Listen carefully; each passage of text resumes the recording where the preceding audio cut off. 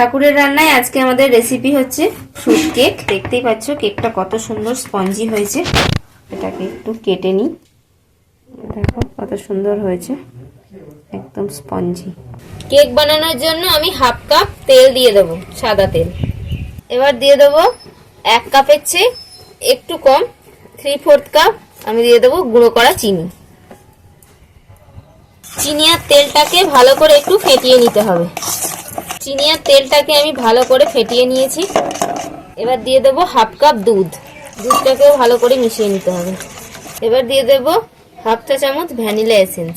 সবকিছু ভালো করে মিশিয়ে নেব। আমি ওই মিশ্রণটা দিয়ে একসাথে মিক্সিতে ভালো করে ফেটিয়ে নিয়েছি। তো মিক্সিতে দিলে খুব ভালো ফেটানো হয়। এবার একটা ছাঁকনির মধ্যে আমি দিয়ে দেবো 1 কাপ ময়দা। 1 কাপ ময়দা দিলাম, আরো হাফ কাপ ময়দা দিয়ে দেবো। সব মিলিয়ে আমি 1.5 কাপ ময়দা এর মধ্যে দিয়ে দিলাম। ময়দাটা আমি ছেঁকে নেব। 1 চা চামচ দিয়ে দেবো বেকিং পাউডার। 1/4 চা চামচ দিয়ে দেবো বেকিং সোডা। বেকিং সোডা আর বেকিং পাউডারটার উপরে একটু দুধ দিয়ে দেবো, তাহলে এটা অ্যাক্টিভ হয়ে যাবে। এবার আমি এগুলোকে একসাথে ভালো করে মিশিয়ে নেব। আমি হাফ কাপ দুধ দিয়েছিলাম, আরো হাফ কাপ দুধ দিয়ে দেবো। মোট 1 কাপ দুধ দিতে হবে। তো দিয়ে এটাকে অল্প অল্প করে আমি ভালো করে মিশিয়ে নেব। কেকের ব্যাটারটা ভালো করে মিশিয়ে নিলাম। আমাদের কেকের ব্যাটার রেডি হয়ে গেছে। এর মধ্যে দিয়ে দেবো একটু লেবুর রস। তো আমি এটার মধ্যে কেকটা তৈরি করব, তাই এটার মধ্যে একটু তেল মাখিয়ে নিলাম আর অল্প একটু ময়দার গুঁড়োটা দিয়ে ভালো করে কেক টিনের গায়ে মাখিয়ে নিতে হবে। এবার দিয়ে দেবো টুটি ফুটি। এটাকেও মিশিয়ে নেব ভালো করে। এবার আমি কেক টিনের মধ্যে ব্যাটারটা দিয়ে দেব। এবার নিয়ে নিয়েছি কিছু মোরব্বা। এটা আমরা বাড়িতে তৈরি করেছিলাম। তো এগুলো মেশাতে ভুলে গেলাম ব্যাটারের সাথে, তাই এভাবেই দিয়ে দিলাম।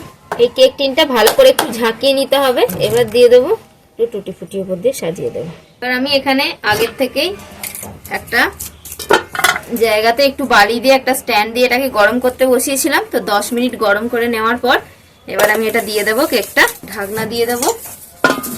এটাকে ঢাকা দিয়ে 30 মিনিট মতো বেক করে নেব। এবার ঢাকনাটা খুলে নেব। এটাকে মোট আমরা 40 মিনিট মতো বেক করলাম। কত সুন্দর কালার এসছে দেখো কেকটার মধ্যে। আর এটাকে একটা কাঠি নিয়ে নিয়েছি, কাঠিটা একটু ফুকিয়ে দেখবো। এই যে হয়ে গেছে কেকটা। এবার এটাকে নামিয়ে নেব। তো আমাদের কেকটা রেডি হয়ে গেছে। এবার নামিয়ে নেব। এই যে খুব সুন্দর হয়েছে। তৈরি হয়ে গেল আমাদের ফ্রুট কেক।